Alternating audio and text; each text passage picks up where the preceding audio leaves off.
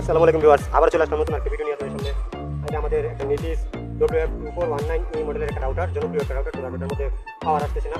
তো চলুন আমরা একটা লাইনটা চেক করে নিই। ভিউয়ার্স, আমি কিন্তু এখানে লাইন লাগিয়ে নিচ্ছি, আমার এখানে কোনো পাওয়ার বা কোনো ইন্ডিকেটর কিন্তু শো করতেছে না।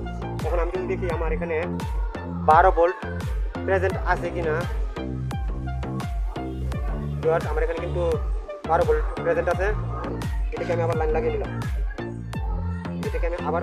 এখানে কিন্তু কোনো পাওয়ার শো করতেছে না। এই কাজটা ফ্লো করার চেষ্টা করুন। এই যে রেজিস্ট্যান্সটা হয়ে কিন্তু এই প্রান্তে আমাদের ভোল্টেজটা আসে, ঠিক আছে? তো আমাদের রেজিস্ট্যান্সটার ওই প্রান্তে আমাদের ভোল্টেজটা আছে কিনা সেটা দেখার জন্য কিন্তু আমি মূলত ওই ক্যাপাসিটিটা বলছি। তো আমি এখানে নেগেটিভ পিকটা লাগিয়ে নিলাম, এখানে দেখবো আমাদের 12 ভোল্ট, এখানে 12 ভোল্ট আছে। যদি এই প্রান্তে দেখি ভিউয়ার্স, এখানে কিন্তু 0 ভোল্ট। আবার যদি এই যে এই দুইটাকে আমি শর্ট করে দিই, দেখি আমার পাওয়ারটা আছে কিনা।